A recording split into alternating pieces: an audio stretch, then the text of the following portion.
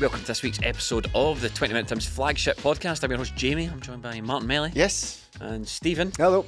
Listen, 1,447 people support us on Patreon and we love every single one of them. And why do they do that? Because they get extra podcasts, extra videos and extra writing from us guys. And we would like to make that 1,600 by Christmas. We've set ourselves a target and you can help us. If you want to support the podcast and get lots of extra delicious content and help us meet that target, patreon.com/20minutetims. You can find the link below whether you're watching or listening. At the Match Podcast, something that happens for every single Celtic game. We've got podcasts after every match. You guys were at Kilmarnock and Martin Melly kicked off that podcast by saying, Stephen, best performance of the season. Yeah, I'd agree with that. I thoroughly enjoyed it, to be honest. I thought it was the first, no, maybe not the first, but I think the clearest sign so far that the Celtic team are starting to sort of click into gear. We're starting to feel that big tick energy again. Now that Brendan Rodgers is back, it's taken a wee while. It's taken a wee while to adjust. New methods, new players, terrible injuries, loss of form for some others, but now we start to feel Brendan's like we're rolling now. Yeah, to take a current let meme. him cook. It's just, we also remarked on that podcast that it's unfortunate now that we've hit our straps a wee bit and then going into an international break because somebody's on a hiding, I reckon, in the coming weeks. So it's just a shame we're not going to get it next week. But yeah, thoroughly enjoyable. That talk has been lingering about, Melly, about want to see somebody get battered 5 or 6-0, and I would thought I said, you can be a good team without necessarily battering someone 5 or 6-0, but it kind of looks like it's in the post now for somebody. Yeah, I think on another day that game could have been 5 or 6 easily. Celtic were so dominant. I think it was at 77% possession.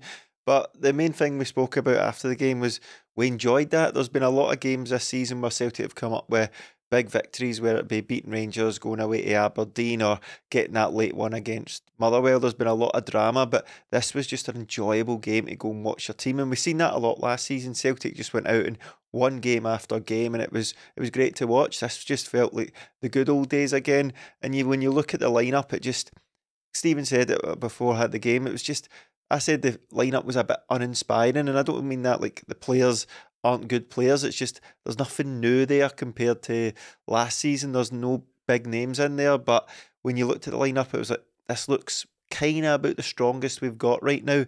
And you've seen that in the performance. Cameron Carter-Vickers coming back, Rio Hatate having his best game of the season. It was just good to watch and enjoyable. And Kilmarnock, we shredded them.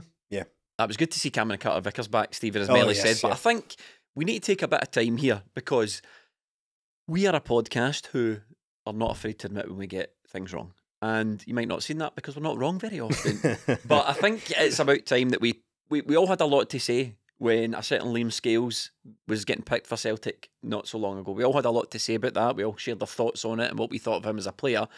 But I think it's about time we sort of set the record straight a wee bit on the Liam Scales thing. Yeah, I think so. I think it deserves now to be spoken about without having to do that. Yes, it's good for Liam Scales. I think we've done that a few times now, but I think the performance against Kilmarnock was actually just good. It was a good performance, a good defensive performance. I think if Starfelt had played like that, I would have come away raving about it. So it's only right I do the same for Liam Scales. He deserves his place now. It's not like he is literally the only option in there now because we're starting to get a few defenders back. Lagerbielke didn't make a squad. Unclear what's happened there, whether he's just unfancied for the moment, I don't know. But Liam Scales kept his place because he deserves it. And I thought it was a really good performance from him. He's had a few recently, but what I noticed about his performance against Kilmarnock is that I think it was fairly clear that Derek McInnes had sent their big guy, right? So Vassell is a big solid centre forward. They'd probably sent him up against Scales to try and bully him about it, but you're not going to get much joy out of Cameron Carter-Vickers. So sit on Scales and just sort of bully him about a wee bit. The guy, he's terrible on the ball, all that sort of stuff. But I thought he stood up to it excellently. Didn't give Vassell a sniff. Won a lot in the air, and I noticed that it was all about his timing. He would step off a wee bit and anticipate the ball and just come in over the top of Vassell. I thought he was very, very good indeed. And like going forward, it doesn't really matter about that because I think we all agree, even the biggest of Liam Scales fans would probably concede that if Celtic are still playing Liam Scales after we've had another transfer window, that would be a disappointment because he's always going to be a guy has proven himself to be good enough to be here for the time being. But I think he absolutely deserves his place just now. Tough in the tackle, good in the air, and fairly limited on the ball. His use of the ball isn't great, but I thought he defends excellently just now. So full credit to him. With Brendan Rodgers coming out after the game and saying it's one of the biggest surprises of his coaching career, in that he's just sort of, he all but said he kind of came to the club, and he kind of how we've been talking about Liam Scales, how you'd expect him to go to Aberdeen or something. Yeah. I reckon Brendan Rodgers, without actually saying that out loud, is probably expressing that, I probably would have got rid of that guy 3 or 4 weeks ago, but his form has been such a surprise that it's one of the biggest surprises of his career. With Brendan Rodgers saying that about him, I think it would be unfair and overly simplistic to just suggest that, well, Brendan Rodgers has improved him. That's clearly not happened, because Brendan Rodgers is as surprised as anyone, even more so. So I think Liam Scales deserves enormous credit for turning his Celtic career around for now. I think he's been great recently, honestly. I spoke to Liam Scales after the Lazio game, and we had it on part of our At The Match podcast, which is obviously available on Patreon, and I asked him about his recent performance and how he must be very pleased about how he's performing at the moment, Melly, and he says, I'm really just doing what I've always done. And that's obviously the way he sees it. And I think, from my point of view, he was a bit of not a joke figure as such, but we were very hard on Liam Scales about the fact that, oh God, we've got this guy starting. I don't agree with Liam Scales. I don't think he's done what he's always done, because some of the performances lately, particularly against Kilmarnock, he's left everything out there. Yeah. Absolutely everything. And He's a player that is just, as Stephen said, he's strong in the tackle. He will not get bullied, and really that's all you can ask. But these sorts of rudimentary elements of the game, all the blood and snot stuff, it's all starting to add up now, and it's week after week, and it's that consistency that turns an okay player into a good player. Yeah, there's no denying them. Now, I think bar Nawrocki, I think if Celtic had their full complement, well, we did have 4 centre-halves available at the weekend, and I'd have picked Scales and Cameron Carter-Vickers to go in there, and he's in there on form, gives Celtic a decent balance. But when he came in, he was a sort of left-back, so we're expecting if he moves into the centre, he'll be better on the ball, but he might not be strong and he might not be tough. But it's the complete opposite. He's not the best on the ball, but he's strong and tough. And Saturday just showed that. I think if I was having doubts about Liam Scales for the future, it'd be like European games, he's not very good on the ball, we're going to need better than that, and that's fine. But in Scotland, he kind of answered all my worries on Saturday. I still don't think he's great on the ball. He does have a lot of space to drive into, but his physicality, it was such a strong performance from the guy going up against a big player, and he just didn't give the guy an inch. His headers were timed to perfection. He's always trying to get a foot in there. He's not giving away silly fouls like he did at the start. So for a guy that's came in as a left back, went on loan to Aberdeen as the sort of left side of a back three, to now be playing in a centre-half pairing as a left-sided player, he's done absolutely brilliant for Celtic. Going forward, will he remain in the team when everybody's back? Possibly not, but right now you cannot deny he deserves to be in there. And see the physicality thing, but we're talking about him being strong in the air and tough in the tackle and all that. In Scotland, it might sound a little bit reductive, but in Scotland sometimes that's the difficult bit, because that's the bit that seems to have done for Kobayashi. Kobayashi's nowhere to be seen, and that was the big problem he had. Julian get panned after the Livingston game. Yeah, he never really shook that off. He had massive performances, did huge things for Celtic, but he never really shook off the fact that he got a bit bullied against Lyndon Dykes years ago now. So Kobayashi is a guy who looked the complete opposite. He looked very assured on the ball. We all agreed on that. He looks really good on the ball. He provides that left side balance. Looks like he can pick a pass, but he couldn't do any of the physical stuff, and that looks to have basically ended his Celtic career to all intents and purposes. He's nowhere near it. So Liam Scales has done very well at the bit that these supposedly more sort of cultured defenders, that's the bit they struggle with, and Liam Scales is, he's done well at it. I mean, we're going to talk about the Lazio game, obviously we'll cover that towards the end of the podcast, but just on Liam Scales, the one thing I find difficult with Liam Scales is when you say he's a left footer, he plays on the left side of the two, but he seems to have difficulty sort of picturing what's going on at that side of the pitch, particularly in the Lazio game. I found it quite difficult. No, I thought he found it quite difficult, turning to his left and playing the ball to Greg Taylor, and I think that's what you've touched on a bit on the ball. I think that's maybe what you want to look out for when Nawrocki comes back, and Nawrocki comes back. You want to see, is Scales still getting picked ahead of that guy? Because if Scales is getting picked ahead of that guy, then you've got serious questions to answer about the quality of the players that we're bringing in. Because there's things undoubtedly that the manager will see that we maybe as fans are not picking up on. Like the manager will be watching that going, if Liam Scales could release that ball a wee bit quicker, or if he didn't misplace his pass, then maybe we could spring attacks a wee bit faster. Yeah, with him being left-sided, that's the whole point to having a left-sided centre-half, is they can see that pass out to the left-back or the left winger and it just goes directly to that. But I didn't notice it as much until you pointed it out in the Lazio game. Then I did notice it in the game at the weekend there. But it might be Greg Taylor moves inside a bit, but still I think his focus is always going over to Carter Vickers' side. Well, it definitely was at the weekend. So I don't know if that was something about Celtic. We seem to be attacking down the one side a lot at the weekend, but I think William Scales, I think he's growing into it, and maybe this is the next thing for him, is that being able to drive into space, because teams like Starfelt leave him on the ball and he passes the ball a bit too soon for me. His passing was okay, but I'd like him to drive into the space, commit somebody, then release the ball, but maybe he's just not got the confidence to do that yet. But if he continues on this trajectory, I think Brendan Rodgers will be able to coach that into him. Another thing, just if we're giving Liam Scales a report, if we're giving him a wee bit of feedback, I just, another thing I'd like to see him sort of cut out of his game is he has kind of has a tendency when he's heading the ball to head into areas he can't see. I've noticed he does that from time to time. He'll head back and over his shoulder, quite often at the centre of the pitch. There's one during Lazio, there's one a couple of weeks ago when he headed it into the box. He's heading it in areas he can't see, where you kind of just think, give yourself the easy thing and just put that back where it came from, and then it'll give yourself a chance to reset. There's every chance his form will pick up as well, because I don't think it's a coincidence that this guy has put in my opinion, his best performance of the season, of several, because he was man of the match against Rangers. He was more than decent in one of the European games, I think, as well. Was it Feyenoord? I can't remember, but he's been pretty good recently. I don't think it's any coincidence that his best game, in my opinion, comes when he's playing alongside Cameron Carter-Vickers, because it's long established. We've spoken about it so many times, when there were so many options in there, when Starfelt and various others were going through their injury problems, Welsh, Jens, whoever was swapping in and out. Cameron Carter-Vickers was injured around then as well, but all of them looked better alongside him. He's a guy who elevates everyone else around him, and I don't want to give him sole credit, because if you're winning headers against a guy who's much bigger and more physical than you in Vassell, if you're being strong in the tackle and you're making decent use of the ball, that's you that's doing that. It's not Cameron Carter-Vickers. He's not controlling him, but he is clearly giving him a platform of confidence upon which to do this, because Cameron Carter-Vickers is the guy back there. There's no doubt about it. He's an absolutely brilliant defender. He was excellent as well against Kilmarnock. I found he's so much better on the ball than he's probably given credit for as well.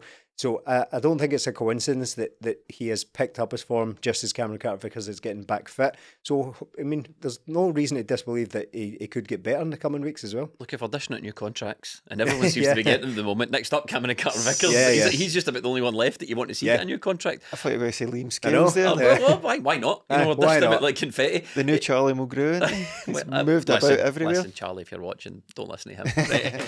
We're brought to you today by Manscaped, who's taken a step up from Halloween, oh dear me, to bring your face the cleanest shave it's ever seen. So this season, no need to toil and trouble. Manscaped's all-new Handyman is the best way to get rid of that stubble. Featuring compact design and next-generation skin-safe technology, the Handyman was designed to give you that smooth finish without a mess of a traditional shave.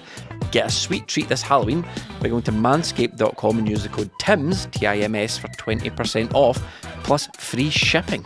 It may be spooky season, but you don't want to scare people with a scraggly beard. Give them something to look at with Manscaped's Handyman.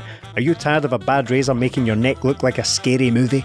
With the Handyman's skin-safe technology to help reduce nicks and cuts, you can finally feel confident when going for that close shave. That's right, your Halloween costumes may take effort, but beard grooming doesn't need to, when you can get 20 different beard lengths in just one guard. Can I just say something, Stephen?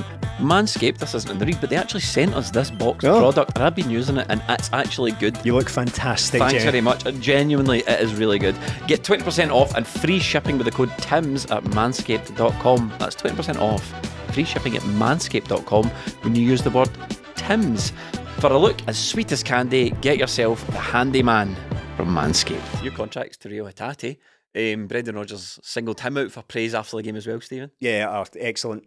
By far his best performance of the season. Do you agree with Brendan that he was kind of holding himself back a wee bit? Do you think that performances from Hatate haven't been as good as they could have been? I don't. Well, what are the reasons for that downturn form, I don't know. There was the contract stuff, and you think that signing the contract would sort of clear that up and he can just go on with his football. But I don't think there's any denying that he hasn't been particularly great this season. He's not really quite felt like himself.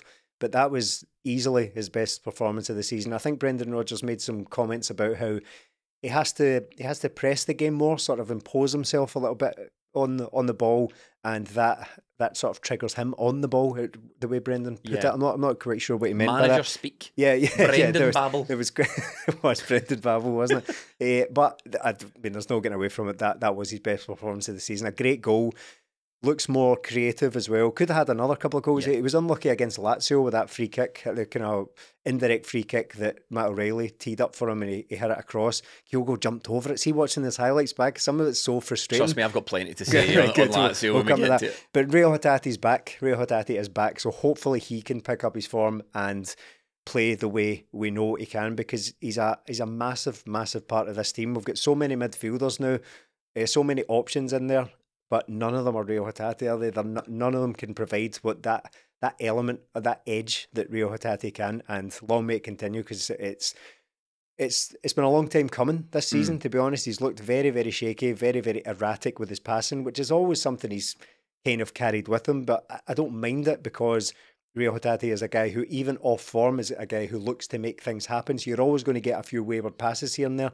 But it started to tip over to unhelpful levels of wayward passing, so it's great to see him back with fully in confidence. Long may that continue, because one of our best players and one of the best players in Scotland. Oh, he's a creative spark in there. He's great to watch, and that drag back and flick through the legs is utterly brilliant. It's something you see somewhere else, but you never get to see it your own team doing it. But I think what Brendan Rodgers was maybe trying to say to him was about the intensity of his game, maybe because of the change in Celtic's style, just slightly, but we're not as pressing as intensely. But if take that out of your game, or you drop that down, then maybe Rio Hatate's just found it difficult to come in then, because I think Rodgers is saying, look, if you drop your intensity, it's hard to pick it back up. So you need to keep it that intensity, which brings that consistency, which means he's playing at the high level every week. And he's dropped off that this season. He's dropped off that. He's just looked a bit sluggish, looked a bit passive. And at the game at the weekend, from the off, you could see something's changed for him here. Something's changed. He was early doors. He was going at it. He was trying things. It's his gum shield. That's what's changed. He's changed it from blue to red, which we all... Next one's white.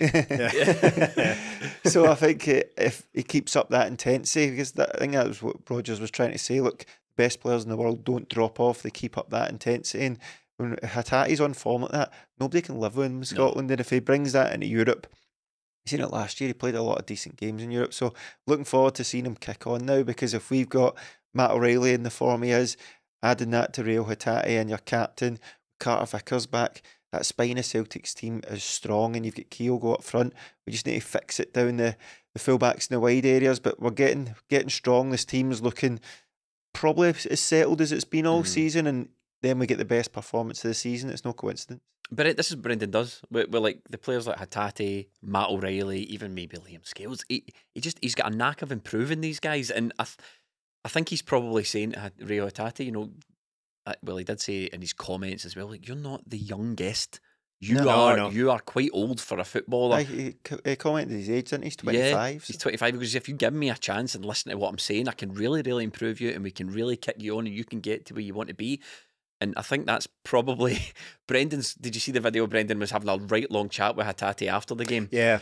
It was probably what's the effect of, I told you. Yep. Like, keep doing that, listen to what I'm telling you, and you'll produce performances like that. Yeah, and there was a lot of speculation over Hatate over the summer about him potentially leaving, potentially rejecting new contract offers, seeing what's in the pipeline for him until that gets sorted. He's not going to sign a new contract. But the fact is, like, if he wants to go and challenge at the top level, if he wants to go and test himself at the top level, which I don't think he's really ever hidden that he does want to do eventually, he's got to be like that. If he goes to one of the so-called top 5 leagues and he doesn't play with that intensity, that sort of rhythm and the pressing, he'll get eaten up and spat out in one of these sort of more intense and physical leagues. So I'm glad that Brendan Rodgers seems to be drilling that message home to him, because quite frankly, I don't really care if he does it in a top 5 league. We need him to do it as well. Yeah. We need him to be at the top of his game, and not just in Europe. Like, we need, obviously, like, we need to be basically perfect in the Champions League. More to come on that. We need to be, we need to play out our skin in the Champions League, but we also need our best players playing at the top of their game domestically as well, because, well, one, we want to win the league, and two, we want to turn up and be entertained. I don't think that's too demanding. That's the first time I think, this season where I've come. It's not the first game I've enjoyed, but it's the first game I've come away from thinking, do you know what, that was really good. I really enjoyed that afternoon. There've been good games here and there, but that's been the best one so far. And Reo Hatate being back on form is a big part of that. I mean, you can really feel the team getting settled, and a lot of that is to do with the fact that the players are coming back. We're starting to get players back. We're starting to get, and Brendan Rodgers he's tried a few things, and there's been tactical tweaks. Again on the At the Match podcast for the Lazio game, Cal McGregor was talking to us, and he says, look, Brendan's changed a few things throughout the season. Sometimes you see Greg Taylor coming in, sometimes he stays out. We've changed what we do there. We're mixing it up. And we're also changing what we do as far as sort of players coming in now. And that wide area, as Melly's pointed out, and we've spoken about on the podcast quite a lot this season, that's an area that's caused a bit of an issue. And we're starting to see Lewis Palma come into the squad now. The options out in the wing are kind of, you've got Forrest, Mikey Johnson, Palma, Yang, Maeda. Have I missed anybody? Mikey Johnson's an option. Well, listen, he's at the club and we're paying his wages, and he might end up on your contract. Just before we move on, I said to Melly at the Lazio game, it's like I was watching Mikey Johnson warm up at half time, but even though he's right there, he's three-dimensionally right in front of me, I cannot picture that guy taking to the field at all. It's odd, bizarre. He's in the squad for Champions League games, but not domestic games. It's just the strangest thing. The quota fella. The thing no player wants to be when admin. When Ramsdale signed that new contract, a lot of people, that's good, that fills a quota. That's not a compliment. You don't ever go up to a player like Anthony Ramsdale, Mickey Johnson, and go, oh mate, you're doing some job filling that quota for us. It makes me sad how far we done fell if we as fans are celebrating the addressing of a quota in squad. Like, yes, some good admin by Celtic. We've filled quotas. Stick that in the trophy card. Is it Palma's spot to lose, Melly? I think so now. He just looks like he's going to create something every time he's played. Has he scored every time he's played? More or less. I think he's got more celebrations than goals, but he has. That against Lazio. Come on, mate. Pick one. No, that's four. That's what happens. I don't really play a lot of FIFA, but I know when you score a goal and you mash all the buttons, and your guy ends up doing 8 celebrations, the slide, and the shirt comes off, and like. Just pick one and stick with it, mate, and maybe wait and see if the goal counts before first. Catching a booking for it. But I think he looks great. He's definitely not the Jota type. He's more the Elyounoussi Sinclair, probably more Elyounoussi maybe. He's got a good dig on him. He's got good technique on him, and he looks like he's always in positions. The thing with Ange's team is they knew exactly what they were doing. So if one winger got it, the other winger knew where to be. And with Yang, you never get the feeling he's going to be in goal scoring positions. Maeda, he can get into them, but his technique lets him down on a lot of occasions. But with Palma, he's going to be in and around the goals, I feel, all season. I think he'll get 10 plus goals easily for Celtic. I'm not sure he's going to be. It's hard to describe. Remember, Scott Sinclair in his first season scored goals and was brilliant, and then in the second season he was top goal scorer, but he felt he dropped off massively. He might be one of those guys that maybe doesn't contribute a lot in the game, but pops up with 2 goals. We've seen it a lot with players like Sinclair and Elyounoussi. So I think if he's going to be in the team, brilliant, because we're going to get goals. I still worry about the other side, but if he's doing what he's doing now, I can't have any complaints, because he's come in, looks dangerous every time he gets on the ball, and looks to make things happen. He's so direct, just doesn't really have that ton of pace. Completely different types of players, and not a winger really, but kind of he's not far off Chris Commons in terms of like that threat from, like, see if the ball falls to somebody 20 yards out just at the edge of the box or something, there's very few players I would want it falling to more than Chris Commons. Phenomenal goal scorer in brilliant. His team.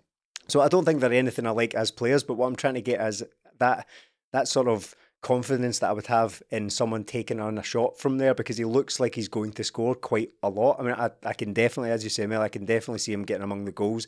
Can easily see him hitting quite a lot of goals for Celtic, because he looks confident in his shot. There was even a moment against Lazio where he was bearing down on goal, and it was an absolutely superb tackle, like just a last-ditch tackle that came across him and put it out for a corner, where he looked like he was about to pull the trigger and looked as if he was about to score. He just seems like a very, very dangerous player. He's not the fastest, but that didn't really hold Jota back. He's not a particularly quick winger either. So I think I can see him contributing massively for Celtic. I think he looks the real deal. It's early days yet, and I know that a lot of people weren't impressed with his performance against Feyenoord, but just kind of get thrown in at the deep end, really. So I think we've seen a lot of these players as well. They do need a bit of time to settle, especially when things are, especially when, for talking to the managers chopping and changing things slightly a wee bit. Is it unfair to expect the players just to immediately hit the ground running when even the manager's still trying to figure it out a bit? No, and I suppose that, we kind of do need players to hit the ground running because it is October and we're already in the midst of some pretty big games. We're already 2 games deep in the Champions League and we're still waiting for players to settle. That's a very unfortunate symptom of just being Celtic in the modern age, to be honest. No buying it. We'll discuss it during Lazio, but I took issue with that when the manager said that. Well, but that's it. We do need them to hit the ground running. We just do, because we can't be sitting here in October talking about how players aren't ready for certain games and all that. It's just not feasible, really, because heart rate's going up. Blood's starting to boil. The damage. I was wondering, in my earpiece, it sounds like bacon sizzling in here. It's the blood in my veins is boiling hot. The Lazio excuses. But yeah, we do need to give players a few weeks to bed in. There's some hysterical stuff out there after players have one bad game. The old forums are still there. I still treat myself to a wee trip down the forums. Is that how you get the blood going, is it? And players have been written off left, right and centre, and Palma was one who, after Feyenoord, they didn't really impress. But it looks like exactly the kind of, in that lineage that you've just mentioned, the kind of Elyounoussi, Sinclair, Haksabanovic. What's the name you raised in the post-match pod? Haksabanovic is a guy who should have done better. He, to all intents and purposes, he should be the guy that Palma is already. Just with a wee bit more application or whatever it is that was wrong with Haksabanovic, he could have been that guy because he had a goal threat as well. But for whatever reason, it just hasn't worked out for him at all. So hopefully Palma's in a better nick than that. Too much internet for Haksabanovic. I think that was a problem. But the thing that struck me about all these games, even the Lazio and the Feyenoord game, and it's a word Brendan uses, Mel, is control, and we're really in control. You're starting to now, if you didn't see it before, you're starting to now really see the difference between Ange's approach and Brendan's approach. And they're both successful ways. Every manager say there's more than one way to win a game of football. But the thing that I think for me is epitomising Brendan Rodgers' approach this time around with Celtic is the control, the grip on these games. It's just everyone seems to start now. They know their job. They know where they're supposed to be. There's nothing really frantic. There are moments in the games from time to time that things get a bit loosey-goosey. But overall, the word I would use to summarise the way Brendan's team's approaching these games is just control, just professionally, just machine-like, working through these games, picking up a win, picking up a win, picking up a win. I know it might sound ridiculous, right? But I'm watching Celtic now as they start to move through the gears a little bit and improve, and I'm like, this is like invincible form. It's not going out there hell for leather, oh my God, everything's happening at once. It's, we won a game again? We won another game? We won a game? Like, before you know it, you're halfway through the season and you've not dropped any points, or you've not lost any games rather, and that's kind of how the league is won. It's no the fantastical 5 and 6-0 every other. It's just like click, mechanical, wonderful. We've won that game. Points. Yeah, when Ange first came in, it was played 6, won 3, lost 3. So it was, you won one game 5-0, you lose to Livingston 1-0 the next week. So it was all over the place. But with this, I think Brendan Rodgers is long in the tooth. He knows what he's doing here. He knows not those teethies, no. He knows what he's doing here, doesn't he? He knows he can't come in and just instantly get this going. It's going to take tweaking for him. And I think he done that in his first spell at Celtic when Celtic moved into the second season.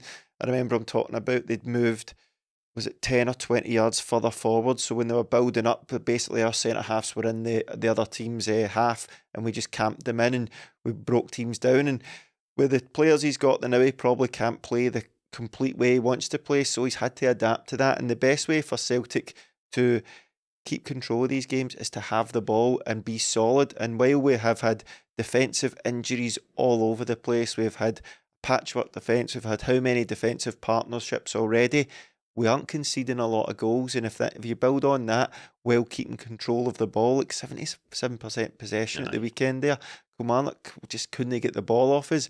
And if we keep controlling these games, we're going to beat teams and then we're going to beat teams handily. But it just seems to be a bit of a slow burn, and it's starting to come now. And that control that Celtic do, if we keep on this style, and then he gets to bring in the players he wants and bed all these players in, we're going to just be ticking these games off, winning them comfortably, and before you know it, there's going to be no way back for some teams in the league. So it's good to see. I don't think it's how we're going to play for the full season or into next season. I think Celtic will start to progress, but good progress so far. I mean, I think the foundations are there. I think we just need some better players in sort of key positions and some other players starting to contribute a wee bit more. But I was just having a look at the stats here, Stephen. 759 passes to Kilmarnock's 215 in the game, 78% possession, 87% pass accuracy. The question is, how did Kilmarnock put us at the cup a couple of weeks ago? I know. It still stings, that, to be honest. And we could be sitting here in such a better position if we were still in all competitions. Just a sore one. Just got us at the right time, I think. Just got us in that right moment of the transition. So I was very, very unfortunate. Even at that, Kilmarnock created a couple of chances in this game, but it was all weird stuff. And I feel like I'm taking crazy pills because no one seems to have mentioned the fact that there were a number of fouls in the build-up to their goal. And no one, I don't think Sports Scene addressed it at all, as far as I'm aware. There's one on AJ. Am I right there? Yeah. A massive shirt pull. The crowd were furious. Yep. You can hear the boos in the footage, but the crowd were absolutely raging, including everybody around us was looking directly at it. Big fistfuls of shirt on the way to that. The one on Greg Taylor looked like a foul as well, but that's much further back. The guy basically had AJ's shirt off him and pulled him to the ground, and I suppose it was probably just one of those ones. Oh, they're both at it. How's that? Replay the game. Yeah, replay the game. And then there was that weird chance they had at the end where Johnston flicked it onto Vassell and it went over from the goal line. So it was all quite strange stuff. It wasn't as if Kilmarnock were cutting Celtic open at any point or anything like that. So yeah, huge amounts of control exerted over the opposition, and it's something we're probably going to see a lot of at home against these opposition, because that it was sort of a key facet of Brendan Rodgers' team the first time around, keeping quite a lot of the ball passing from one side of the defence to the next. I think that has unfairly been looked back on, erroneously for me, as boring football and in possession for possession's sake, because people just throw those sort of tags around. But what it was quite useful for was pulling players out of position, sort of working the jab bit on that sort of halfway line, just playing with the defence and then leg kicks. Yeah, exactly. So a few wee leg kicks. Just don't do that on the field right enough. Yeah. But waiting for weaknesses to appear and then try and get in behind it. It's a patience seems to be a key part of Brendan Rodgers' setup. Going to bring in a wee boxing analogy for you, Jamie. All right, go for it. I know you'll be well there. Floyd Mayweather, one of the... You want another pass at that, champ, before you start slagging my boxing? Floyd Mayweather, he was just the GOAT, basically the best, but it wasn't a pure knockout king or anything like that, but he was the best at everything in Celtic. You sound like you know what you're talking about here. Yeah, don't worry about it, mate, don't worry. Celtic just seem to be good all over the pitch now. They condense the game, and I was going to ask you if this was another manager that came in that wasn't Brendan Rodgers and hadn't left under that, it was boring towards the end, despite Celtic winning like the last 10 games before he left in the league, do you think people would be saying, get it forward, or this is boring and passive? I don't think people would. I think it's just we're falling back into that. This is how he done it before, but I'm not really sure. Can I surprise you? I would be the opposite. See, if this was another manager and not Brendan Rodgers, I would probably have less patience. If I'm truthfully honest, especially over the last couple of weeks and what's transpired in Europe, I'd be going, I'm not sure this guy's got it.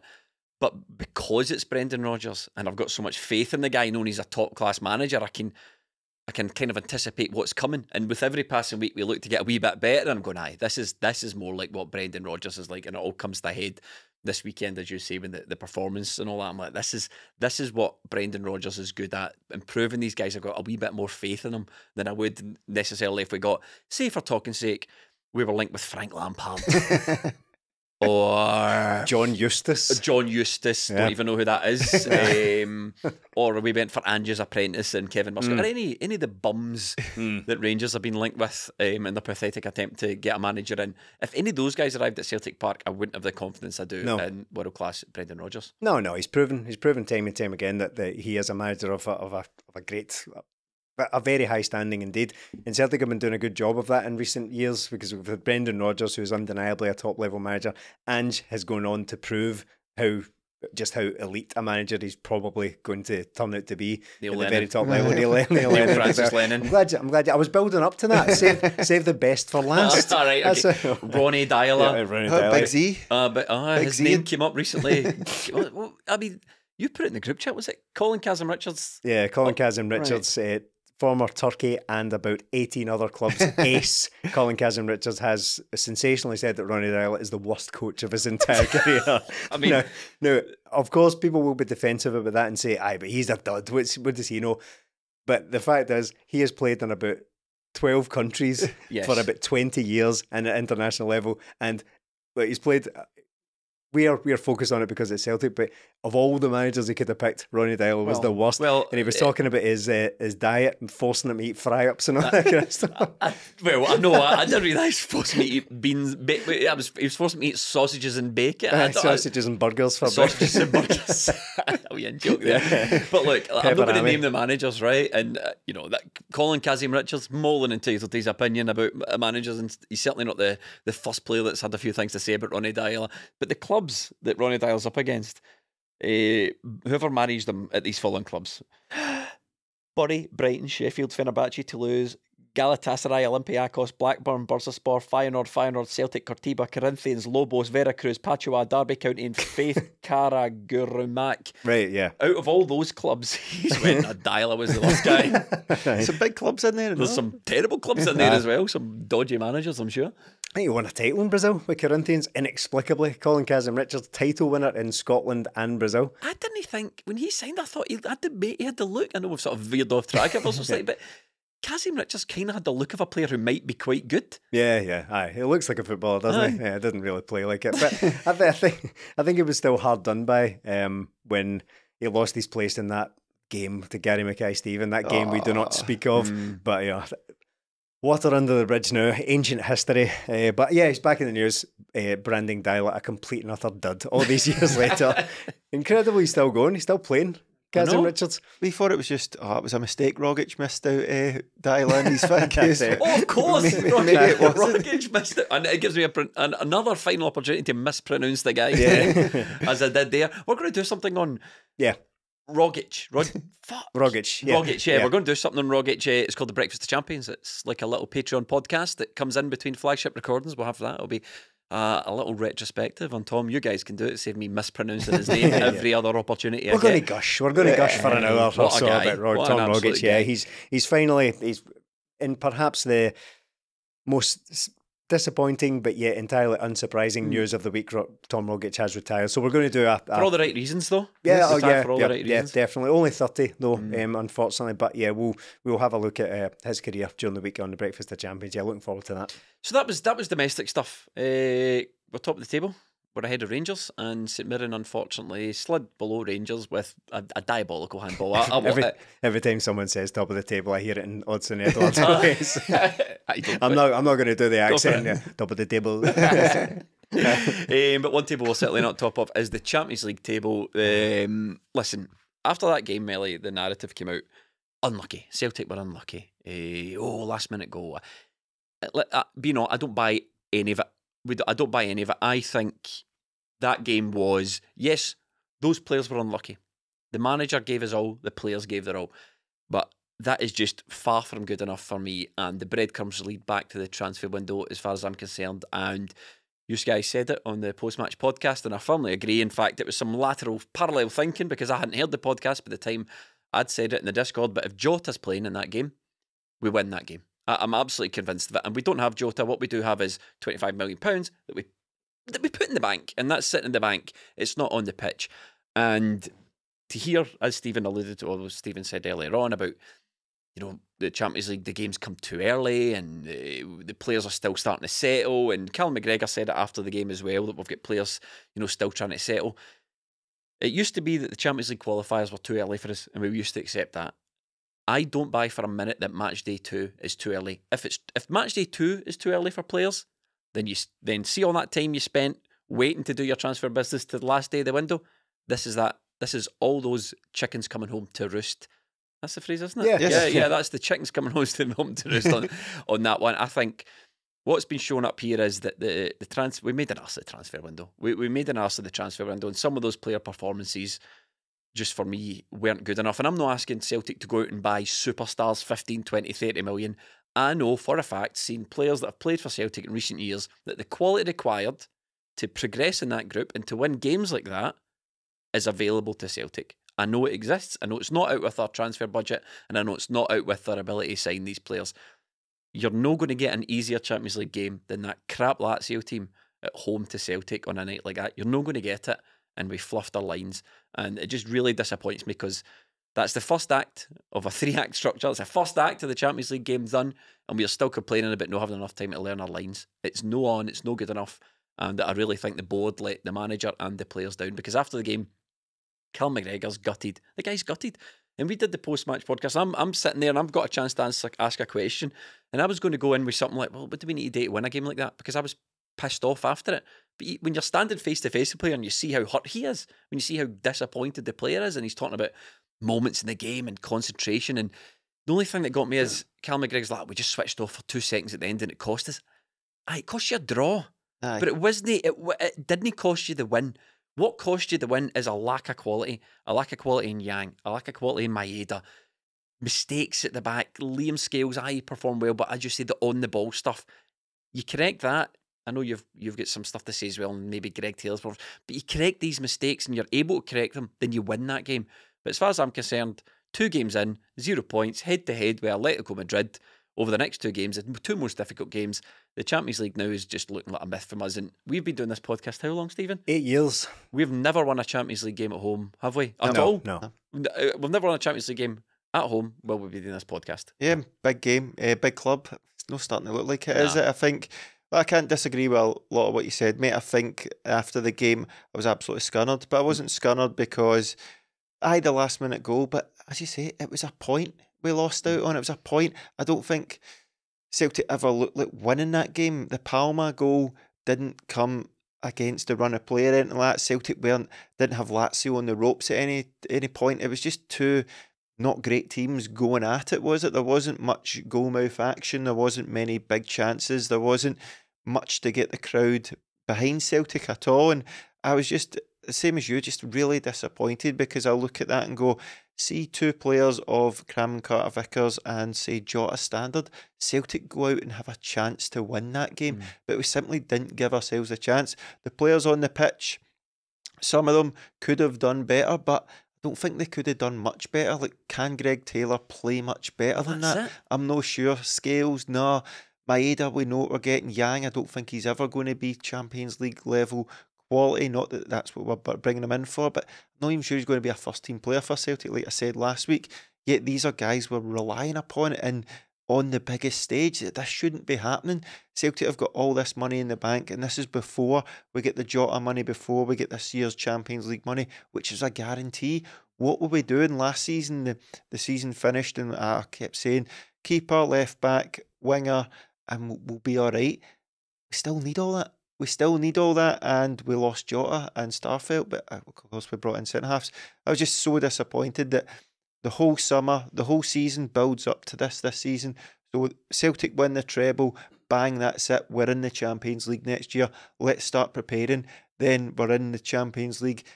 Nearly a third, well, we are a third of the way through, and we're out. I know. We've got 4 games to go, and I don't think we're going to get near enough the points to get into the Europa League. It's really poor. I just don't understand how a football club can be sitting there thinking, all this business is going to take us to the next level. 9 players, 1, maybe 2 of them start in Celtic's strongest team. It's not good enough, and it's cost us again. I'm sick of going into every campaign saying we're about 2 players away from being a good team, when the excuses to go out and get those players aren't there anymore. We are selling out every week. We are selling out our games for the Champions League. We are guaranteed Champions League football if we win the league. We have got players in, and we've sold them. We've brought in this model. Why are we not bringing in sufficient calibre of players to progress here? It's because the Champions League, the transfer window, Stephen, rather, Celtic didn't need, in my opinion, 8 or 9 £3 million players. What we needed was 3 or 4, 6, 7, £8 million players to improve that team. And I was left after that game watching it going, no, it'd be dramatic, right? Because I know people like to throw the baby out with the bathwater a wee bit here, but in the purest, truest sense of the question, where are we going as a club, right? No, oh my God, sack the board, it's a disaster. But where are we going, really? Because, so rewind the clock back. We lose the league to Rangers, and we all agree a big rebuild's needed, right? Ange comes in, first season, rebuilds, lays the foundations for the next season. Ange comes in the next season, moves upon that, treble, into the Champions League again, goes away and goes, look, this is a 5-year plan or a 3-year plan. I'm 2 years through this, hands the keys to Brendan Rodgers. I'm watching that going, so to me, we've kind of moved back now. We're kind of in between Ange first from last group season to this group, this year's group, we have, because that was a hard group we had last year, good teams in it. This is a group where I feel we could get out of, but we've no chance now. There's 2 games in. It's not as if we've got Man City and Real Madrid in our group. We think we're going to need to target the third team. I thought we could have got points off every group, and now we're 2 down, and that Lazio team was in disarray, didn't play well on the night. I thought Celtic passed the ball about well enough. The manager got his tactics spot on. I think the players gave it their all. That wasn't enough because there's not enough quality there. There's a player I want to single out. Well, there's a few players I want to single out, but in particular, look, you should be allowed to be harsh about players without people getting too touchy about it, right? And there's no denying that we like the guy, but for me, I was tearing my hair out at the amount of good opportunities that Dyson Maeda cost us. Yeah. And he's just up there decisions in it. He's just doing Dyson stuff, right? And as Melly said on Greg Taylor's performing as well as Greg Taylor can, and Dyson is doing exactly what Dyson can do. But the amount of not playing Kyogo through, missing blatant shots, scuffing stuff, taking one too many touches, taking poor touches. The one where he was clean through and he took a touch and it took him out wide and then he sclaffed it right across the box. And then there's you can ask yourself, like, the overhead kick to make Palmer offside. Is that a clever decision? Is that everything's a bit frantic with Dyson? Yeah. And it's things like that cost us these games. It's not massive gulfs in quality, but we've seen the quality in the side. It's been removed from the side, and that's what's the most frustrating. But what are your thoughts on Dyson? I can't disagree with any of that. I really like Dyson as a player, and I like watching him play, but he has fairly severe limitations when it comes to his decision making at the very top level. Now, I think that's quite a harsh thing to judge someone on, for a player of Celtic's level to not be going out there and winning his Champions League games, right? So on just by definition alone, on paper, that seems like a harsh thing to say. But the fact is, we need players who can do that at that level, and we're not that far away. No. Not that far away. All it would have taken was a couple of extra bits of quality, and we're winning games in the Champions League because Lazio weren't great at all. That's 2 games we've played so far in the Champions League. I've not been blown away by the opposition in either one of them, but yet we come away with absolutely nothing. I said to you too before we started recording here that in our, as you say, 8 years we've been doing this, I think the Lazio game is one of the hardest, if not the hardest game to sum up, to respond to react to, I think we've ever done, to be honest, because I don't know quite what to make of it. We are accustomed to European disasters, whether it's humpings off big teams or humblings off minnows. We've seen it all, but I don't really know what category this one goes into, because we should have done much, much better. And the galling thing for me about the Champions League now, we're not out, right? Mathematically not out, but it's going to be very, very difficult from here. If you're not winning your first home game against a team that isn't the best in the table, you're going to struggle from then on, especially going into a double-header against probably the best team. The galling thing for me is that we've turned up now into the Champions League feeling quite unprepared about it again. And now, for the first time, or not for the first time, rather, for one of the first times in many years, this wasn't a surprise. Celtic always had either a home or away fixture for either side of this fortnight we're currently sitting in right now. We always had a home game around this time of year. We've known that since May when we won the league, or even before that, we were about to stroll to the league. And then after the day Ange walked out and Brendan Rodgers was in very, very quickly, this is what we should have been building towards this entire time. And it makes it maybe unfairly, it gets me thinking about stuff like this. People talk about player trading models, bring in this player and sell him on for big money so we can get loads of money back in and we invest it back into the squad and then we develop it. What's it all for? If we're not focused on the Champions League, I don't know what it's for. I don't want to be one of these people who says it's the Champions League or nothing. We only care about the Champions League. The league takes care of itself. I enjoy. I love watching Celtic and I love going to the games and all that. But I've always treated the Champions League as as a goal, as an aspiration, but not like a necessity. But I do wonder what it's all for if we're not building towards it. Like, what's the point? What are we doing? We should have been signing players for this exact scenario. And again, people will think that's ridiculous to say when we signed 9 players in the summer, but I was always fairly clear about how I found the strategy or lack thereof of that transfer window fairly confusing. I said that, check the record, bud. I said that at the time. But there's another one. So Lagerbielke doesn't make the squad against Kilmarnock. He's another new signing, nowhere to be seen, and he's behind Carter Vickers and Scales. I think he's the only other fit and available centre half not in the squad. So that's another one. We've really not done a hell of a lot of anything in that transfer window at all, and that to me now feels like we're paying for that. Again, league form very, very good. We've spoken earlier on about how that was a really impressive performance, but it's hard to take when we feel like we are a club that is building towards Champions League. So what we've been saying for months now, a crack at the Champions League, and stay for a crack at the Champions League, stay for another crack at it, because we were knocking on the door last year. We gave it a few black eyes. We didn't get the wins we wanted, but the performances were there. Next year's going to be different, and it's not different at all. So a disappointing night against Lazio for me, to be honest, because going in, I thought, we're underdogs for most games here. We're the top 4 team. But the way these games are playing out, I think, no, it's not. It's right there. We could have beaten. Feyenoord was mental, right? We get 2 men sent off, right? I think we can just write that one off as a weird night at the office. But a weird night at the office? Where are we working? Where we're here. This is night time, and this is the office. But Lazio was a disappointment for me, because I think we should have done better. I'm not going to sit here and demand wins, because it's very, very difficult, right? But I know that, and they're good teams we're playing against, but we're not playing against Man City here. We're not playing against Bayern Munich. We're not playing against any of the truly big hitters of the competition. So to me, it does go back to the transfer window, and I know people are bored of hearing about it, Binna, because it's weeks ago, it's gone. But to me, that's not a valid point to take on it, because we are now feeling the strain, we're paying the consequences of what happened or didn't happen in that window. Yeah, last season I think we sort of consolidated, didn't we?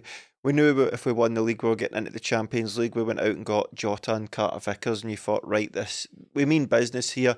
Brought in a couple of our players, none of them really turned out well. But this season, it was always, Celtic are in a difficult position. Maybe some certain players don't want to come here unless there's guaranteed Champions League football. We've got that now. We've got players going for millions of pounds. We've got players getting international recognition. Everything's there for Celtic to attract players here. We're just not doing it. We're not doing it, and it's not as if, but did you ever attract those players? Don't need to be guys that have played in the Champions League before. Go and find Carter Vickers level players, find Jota level players, find guys like Kyogo and Hatate. Don't go to the second division in Korea and think that, this is going to be the thing. The guy's not even in the squad. So Celtic's transfer business was all over the place. All we needed in the summer was 3 or 4 good players, like you said, and this team could have been improved upon. We brought in 9.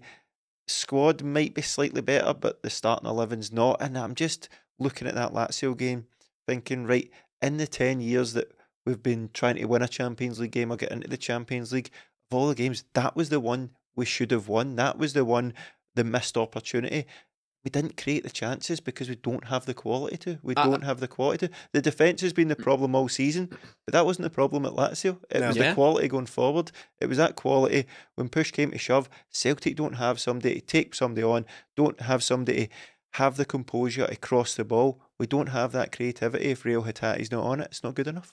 I just see we want to talk about something else, but if we're air crash investigators here and we're putting all the pieces back together and following the breadcrumbs, it does come down to transfer business. And I know it's not just saying sign better players. It's every manager says recruitment's the most important thing in the game. Like, I'm looking at Celtic's last signings. I'm not trying to paint a bogeyman here, right? I know people will love a bogeyman or hate a bogeyman at Celtic. So to save any blushes, I'm not even going to mention any names, right? But in last July, we changed our head of recruitment.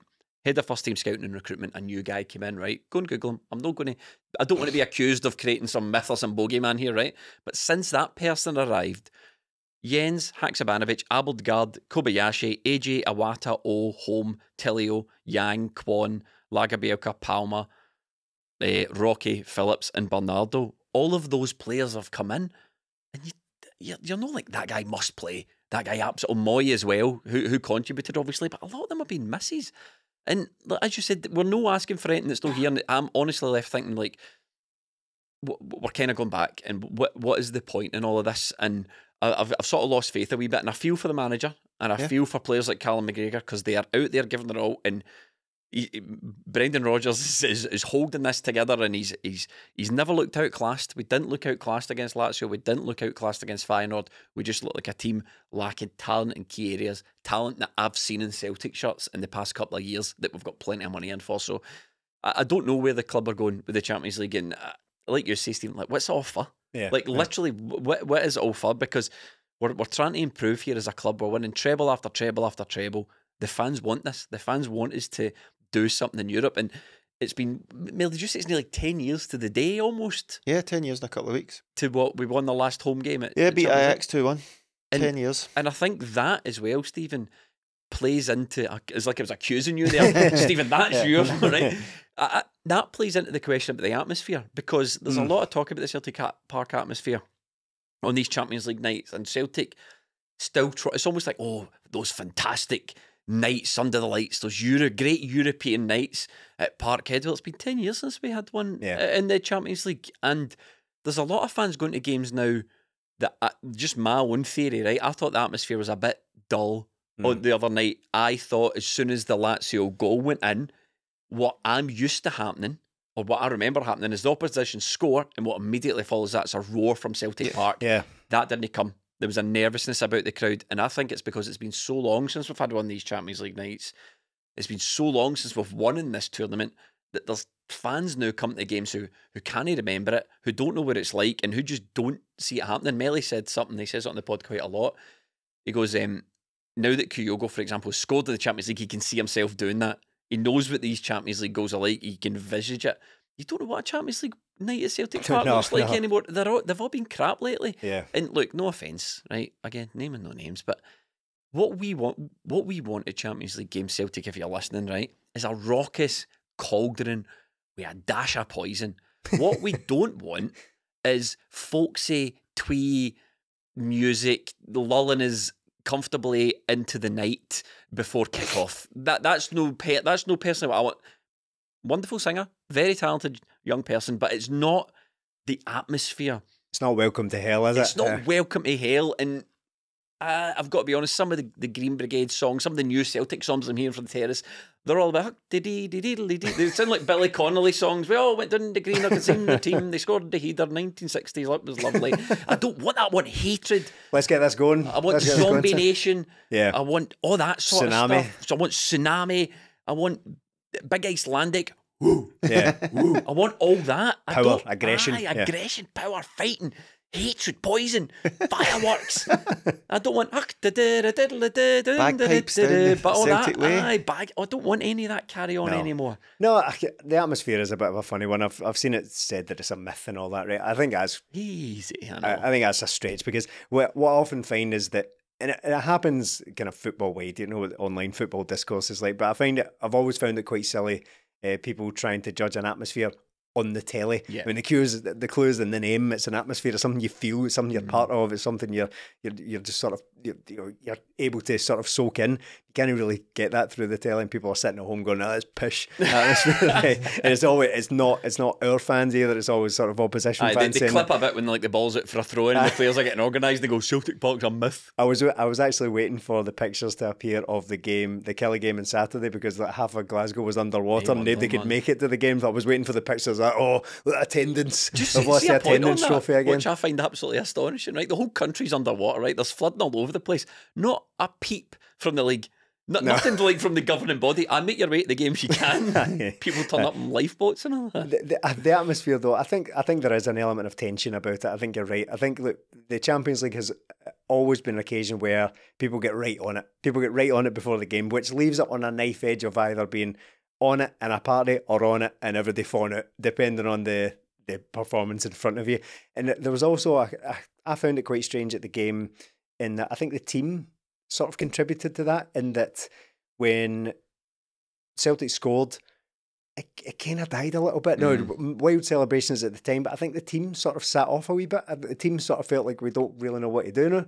Whereas when Lazio scored, they quickened the pace, they gathered a bit of momentum and really went for it. So there was that sort of weird lull in between goals where I don't really know what everybody felt as if it feels a bit strange. Celtic are now really going for the throat here. So I do agree that the atmosphere is a bit odd on the Champions League nights. I think it's wildly overstating it to call it a myth. Listen, it's no, because we all remember the Rangers game. Oh yeah, and that place was absolutely rocking. So the myth, the Celtic Park atmosphere, as you say, hasn't completely died. No, it's specifically these Champions League nights at Celtic Park that you're that Celtics will brand themselves around that have kind of disappeared a wee bit, I think. Yeah, and I do agree. I think it needs a bit more fight, a bit more fire and aggression about it, rather than twee foxy acoustic renditions. John Lewis stuff. We've had like great nights, like Europa League nights, Lazio. We've had the Ferencvaros one was brilliant, even though it was like a 3 o'clock kickoff or something daft. There has been good games, but with this, it just, like, and I'm guilty of it as well. I'm in the crowd. As soon as Lazio scored, it was just, it's going to happen again, and that's because you can't picture anything else after a team come back into the game. You just go, we're going to collapse. Like, Celtic are playing well, get themselves in front, and then letting a goal from a corner. That's unacceptable at this level. I tried as soon as the goal went in and silence came over the crowd. I stood up and I started singing Grace, and nobody joined in. Just a one-man baritone performance. It didn't catch on. So obviously I did all 3 verses and finished it. And then sat down and then saw myself out. As you should. But it is difficult, isn't it? I mean, we're all trying to get this win that Celtic so desperately crave, but it's kind of a catch-22 because we need the players to get us going, the players need us to get them going, but we don't have that to call back on, that recall of thinking, right, remember when we beat so-and-so in the Champions League, this is how we done it, because it's been so long ago and the players don't have that. Remember when the chips were down and we beat whoever in the Champions League, we came back. So we just need a win from somewhere. It needs to be scrappy, whatever. We just need a win to get this off the back, because we can do it in the Europa League. We know we can, but when you're at this higher level, it becomes harder. And see, when your 2 wide players are Yang and Maeda, and you need somebody to get you going, that's not going to happen. You've not got that quality of somebody who to take somebody on and do something out of nothing that these guys just can't do. They can't do, unfortunately. If we had Jota, if we had Hatate on form, if we had quality, we're going into that game. Celtic's biggest signing of the season, Palmer, doesn't even start it. It's the start of October. So you can trace it back to the Champions League. You can trace it back to this club not going the way it should do. It's winning trebles, brilliant, but we're not a European force, and we should be. We should be. There's no reason we can't. We cannot sit there and say we cannot compete with these teams money-wise when we've got 70 million quid in the bank. You could pick a player more or less out of every, or one or two players more or less out of every previous Celtic squad going back maybe a decade that would win you that game. I think you go like, if we had Elyounoussi, if we had Jota, if we had Edouard, if we had Chris Commons, a Chris Commons type player. It's so what we're asking for, and repeating the point here, is not talent that has never been seen before. But like, any chance we could just get a few good players, the likes of which we have seen through every Celtic season. And to be clear, I'll beat you to it. I'll save you the bother. Jota doesn't matter. It's not about Jota. Yes. Jota wanted to leave, or not necessarily wanted to leave. He got an offer and left, and Celtic got money for him. It's not about Jota. It's not about the Jota. Yeah, it's not about the Jota. It's about a Jota. It's about a comparable player being brought to the club that might have made the difference and probably would have made the difference on the night. It's difficult to do, but Celtic haven't come close to doing that. So that's the disappointment bit, because people might be watching this thinking that they're wanting Chris Commons back in the stadium. Have you seen him recently? We know fine well that the comments, sometimes people listen to, I've found, just as an aside here, I found quite often in this podcast, you will say something, right? Yeah. And then in the comments, someone will quote something entirely different. Yeah. So you'll say, for talking sake, Chris Commons was a good player, and I will guaranteed get a comment going, can't believe Jamie didn't rate Chris Commons. At which point, I simply want to stop podcasting. And on that bombshell, we shall wrap up this episode. Look, we have set a target for Patreon. We've never done that before. We're trying to hit 1,600 patrons by Christmas. You can help us out by going to patreon.com/20minute-tims. You don't get nothing for it. You get extra podcasts, extra videos, extra writing, and you get to support your favourite Celtic podcast. Thank you so much for watching and listening.